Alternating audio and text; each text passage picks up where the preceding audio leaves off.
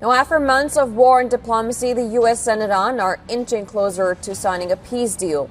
President Trump says the deal will be signed today. Now to the war with Iran. Optimism over a potential deal to end the war appeared to grow today, with President Trump posting that a deal will be signed tomorrow.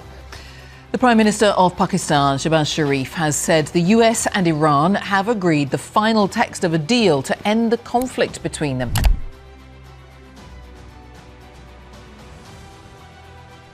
Pepatah lama pernah berkata, ketika dua pihak mulai berdamai, selalu ada pihak ketiga yang takut kehilangan keuntungan. Amerika Serikat nampaknya mulai memahami bahwa perang panjang yang terjadi hanya akan menguras biaya dan sumber daya. Karena itulah Washington mulai mendorong jalur negosiasi dengan Iran. Namun Israel merasa bahwa langkah damai ini mengancam posisi mereka. Sebab selama bertahun-tahun lamanya, Iranlah yang selalu menjadi alasan Israel terus mempertahankan tensi perang di kawasan. Namun di luar dugaan, perang yang terjadi nampaknya mulai sulit dikendalikan.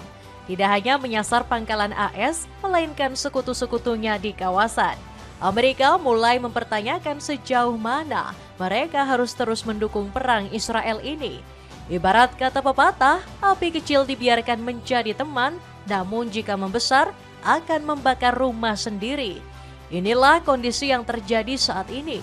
Amerika yang terlalu jauh terlibat dalam peperangan mulai membakar dirinya sendiri. Di sisi yang lain, Israel pun mulai meragukan, mampukah mereka terlibat perang tanpa bantuan Amerika? Pasalnya sejak lama Israel selalu mengandalkan bantuan negeri Paman Sam tersebut. Kini dunia mulai bertanya, apakah Israel akan mengikuti jalur negosiasi damai yang diinginkan Amerika, atau justru berjalan sendiri terlibat dalam perang regional yang beresiko tinggi? Cetak Gol coba merangkum, Israel memerangi Iran sendiri. Netanyahu ingin menghancurkan AS dari dalam sebagai berikut. Israel AS tidak sejalan, Netanyahu hancurkan Iran sendirian. Amerika dan Iran akhirnya dikabarkan akan mencapai kesepakatan damai. Ibarat kata pepatah, ketika dua badai akhirnya berhenti bertabrakan, dunia ikut merasakan tenangnya. Mungkin inilah penggambaran yang tepat untuk melihat Amerika dan Iran hari ini. Kesepakatan gencatan senjata antara Amerika dan Iran ini tidak hanya menjadi angin segar bagi keduanya, melainkan juga perdamaian untuk seluruh dunia. Menurut isu yang beredar, perundingan damai ini hampir mencapai kesepakatan akhir. Abbas Araghchi bahkan menuturkan jika rancangan nota kesepahaman Islamabad belum pernah sedekat ini. Juru bicara Kementerian Luar Negeri Iran, Esmail Bagei, juga menuturkan hal serupa. Saat ini kesepahaman telah tercapai pada sebagian besar isu dan kami berada di tahap akhir peninjauan internal. Amerika Serikat pun menunjukkan sikap optimisme dalam menjalin perundingan perdamaian. Menurut salah satu pejabat senior AS, perundingan tersebut hampir mencapai kesepakatan 80 hingga 85%. Kami memperkirakan kesepakatan ini akan ditandatangani dalam beberapa hari ke depan.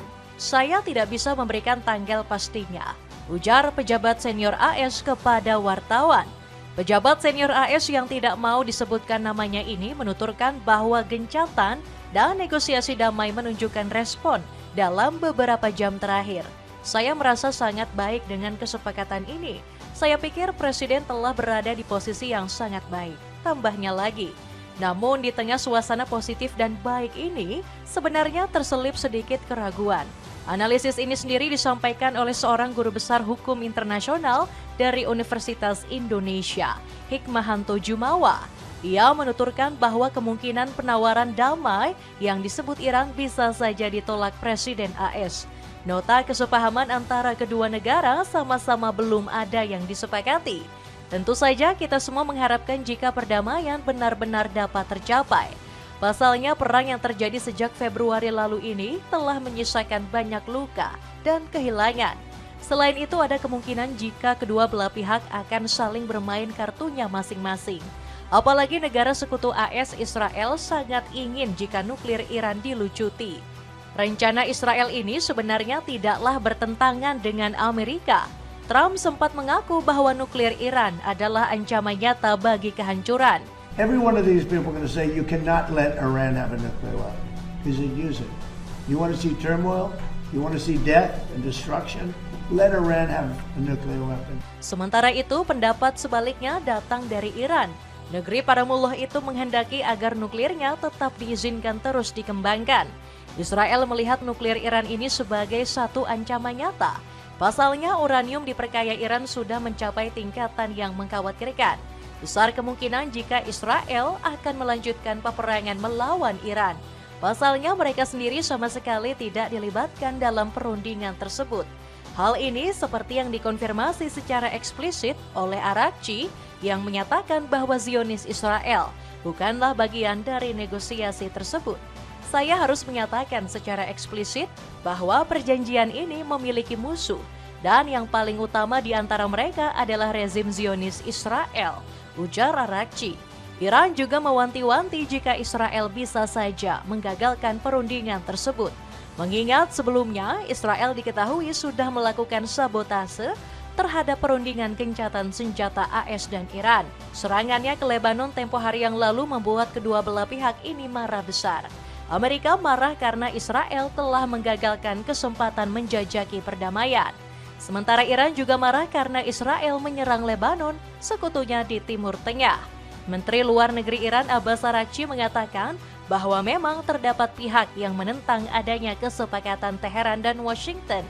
Salah satunya adalah datang dari kubu Israel. Tentu saja ada penentangan kesepakatan tersebut yang dipimpin oleh rezim Zionis yang mencari dalih untuk menggagalkannya, ucap Araghchi melalui saluran televisi di Iran. Pernyataan dari Araghchi ini sebenarnya tidaklah salah. Israel sendiri diketahui sempat beberapa kali melakukan operasi intelijen dan spionase. Bukan hanya ke Iran, melainkan juga ke Amerika Serikat.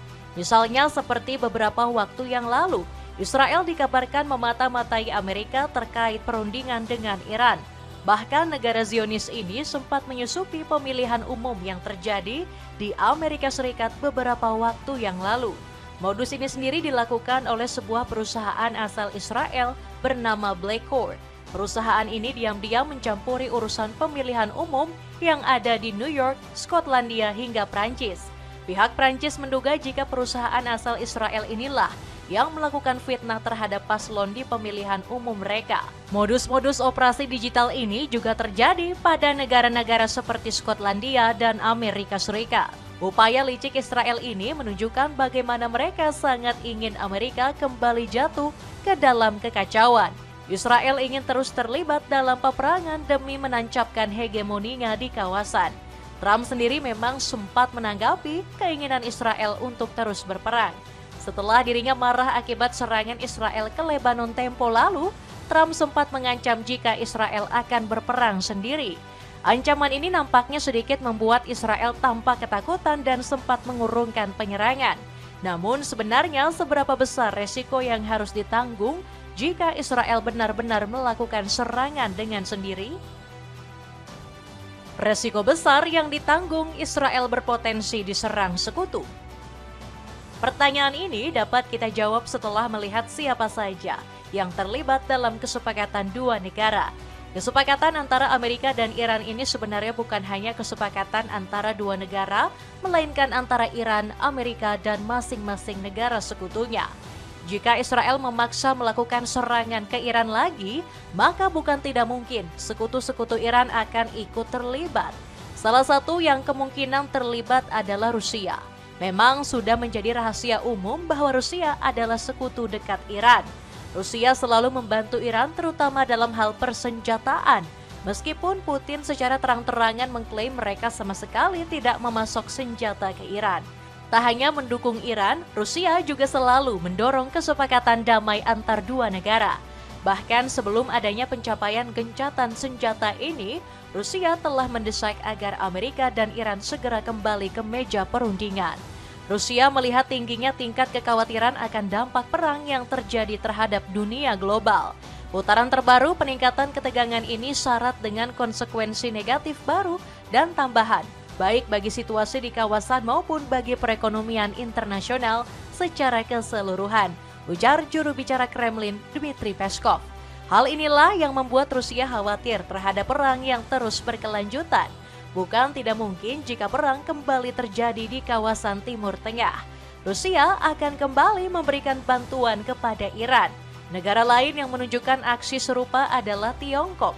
Berbarengan dengan Rusia, Tiongkok juga mendesak agar kedua negara menghentikan pertempuran. Kedaulatan, keamanan, dan integritas teritorial negara-negara di kawasan harus dihormati dan dilindungi, ujar Lin Jian yang menjadi juru bicara Kementerian Luar Negeri Tiongkok. 中方对当前的局势表示严重关切，武力相向只会加重局势恶化，军事手段解决不了根本问题，地区国家的主权安全和领土完整也都。 Tiongkok juga mendesak Iran dan Amerika agar kembali pada meja perundingan. Tiongkok dikenal sebagai salah satu negara yang kerap memberikan dukungannya kepada Iran. Ketika negara tersebut jatuh ke dalam konflik kembali, maka bukan tidak mungkin Tiongkok akan membela Iran. Selain Rusia dan Tiongkok, Israel akan menghadapi satu negara lagi yang kemungkinan akan terlibat. Negara tersebut adalah Turki di bawah kepemimpinan Erdogan.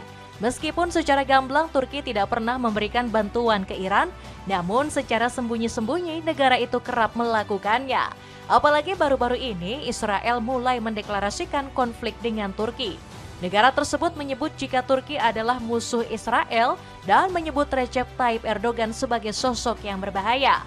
Pernyataan ini sendiri disampaikan oleh anggota parlemen Israel bernama Ariel Kellner. Turki adalah negara musuh dalam segala hal dan Erdogan adalah diktator yang ingin mengembalikan kekhalifan Islam, ujar Ariel Kellner. Selain keterlibatannya dengan Iran, Turki dikabarkan juga sebagai salah satu sekutu Suriah dan Lebanon. Dua negara ini seringkali menjadi ancaman tersendiri bagi tentara-tentara Zionisnya. Tak hanya mengancam wilayah Suriah dan Lebanon, Turki juga sempat diisukan ingin menguasai kembali Yerusalem.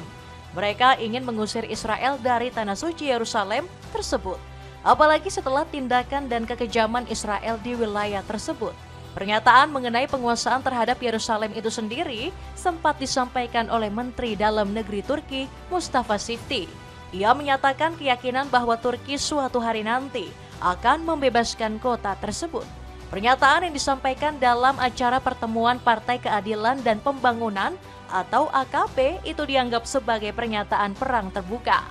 Israel sampai menentang sikap dari Turki tersebut dan menyebutkan bahwa Yerusalem bukanlah Konstantinopel. Serangan Israel ke Iran bukan hanya tidak memungkinkan dari sisi pihak yang dihadapi. Israel juga harus rela dilepaskan seorang diri dan ancaman penghentian senjata oleh Amerika Serikat. Sepatu sneakers dari brand Keeping kini ada diskon 58%. Buruan cek linknya untuk dapatkan harga termurah. AS berpeluang menghentikan suplai senjata ke Israel. Terakhir kali Netanyahu membuat marah Amerika, Trump sampai mengumpat dan mengancam Netanyahu. Amerika mulai sadar menjadi pelindung yang terus-menerus bisa berubah menjadi beban. Inilah yang dilihat oleh Amerika ketika Israel sekali lagi melakukan serangan ke Lebanon beberapa waktu yang lalu. Lalu apa konsekuensi jika perang Iran-Israel terjadi lagi? Kemungkinan terburuknya adalah Amerika akan menarik alutsistanya kembali. Israel memang sangat bergantung pada alutsista milik Amerika Serikat. Misalnya saja pada serangan tempo hari ke Iran, Amerika Serikat sampai meluncurkan 49 rudal ke wilayah Iran. Bayangkan jika pasokan rudal tersebut dihentikan. Hal itu bisa membuat posisi Israel semakin rentan menghadapi serangan balasan Iran dan sekutunya. Meskipun dianggap hampir mustahil, hal ini bisa saja terjadi pada Israel. Menurut pakar strategi PPAU, Agung Sasongkojati, Presiden Donald Trump dan Perdana Menteri Israel, Benjamin Netanyahu, kini memiliki tujuan yang sudah bertolak belakang. Amerika sendiri menginginkan terjadinya deeskalasi dan mengamankan kepentingan domestiknya. Sementara Netanyahu menginginkan terus terjadinya peperangan. Tanpa dukungan dan tergantungan pada suplai militer Washington, Israel akan menghadapi kehancuran. Tanpa adanya dukungan logistik, pesawat pembom, dan sistem pertahanan udara AS, Israel bisa saja mengalami kehancuran beruntun. Hal ini sebenarnya sempat terjadi dalam serangan balasan dari Teheran ke Israel. Amerika diduga enggan mencegat serangan rudal dan drone yang menyasar wilayah Israel. Dampaknya tentu saja cukuplah besar. Israel sempat mengalami kelumpuhan, terutama pada fasilitas-fasilitas strategis. Kini Netanyahu menghadapi dilema besar. Di satu sisi ia harus menimbang perjanjian Amerika dan Iran. Namun di sisi yang lain ia juga memikirkan desakan dari dalam. Beberapa pihak di dalam Israel sendiri memang mengharapkan kehancuran pada Iran. Namun kondisi yang serba tidak mungkin ini membuat kita bertanya-tanya, apakah itu memungkinkan? Selain itu, warga Israel juga diduga sudah muak atas perang yang terjadi secara berkelanjutan. Beberapa waktu lalu, demonstran Yahudi ultra-ortodoks diduga sempat bentrok dengan polisi Israel. Bentrokan tersebut terjadi akibat perselisihan wajib militer yang terjadi. Perselisihan ini memang bukanlah isu yang baru. Di tengah krisis tentara Israel, kebijakan wajib militer sangatlah mendesak. Israel saat ini memang mewajibkan setiap laki-laki terlibat dalam wajib militer. Bahkan mereka sampai mendatangkan kelompok Yahudi dari luar. Kekhawatiran ini tentu sangat beralasan. Pasalnya banyak tentara Israel yang dikabarkan mengalami depresi berat. Namun beberapa kelompok menolak program ini dan menganggap mereka hanya memiliki kewajiban untuk ikut dalam seminar.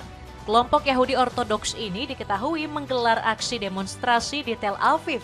Kelompok-kelompok yang diduga enggan terlibat dalam wajib militer ini biasanya berasal dari Yahudi Haredi. Mereka seringkali menuntut hak istimewa agar dibebas tugaskan dari militer demi mempelajari kitab suci agama mereka. Memang sejak lama, komunitas Yahudi Haredi ini mendapatkan hak pengecualian dinas militer. Menurut mereka, mempelajari kitab suci sama dengan bentuk pengabdian membela negara. Tampilanmu makin kece kalau pakai celana running pria berbahan tebal. Cek linknya di bawah ini. Itulah ulasan Israel memerangi Iran sendirian. Netanyahu ingin hancurkan AS dari dalam. Bagaimanakah kelanjutan dari perang ini? Akankah Israel berani mengambil resiko dan menghadapi kehancuran? Coba tulis pendapatmu di kolom komentar di bawah ini.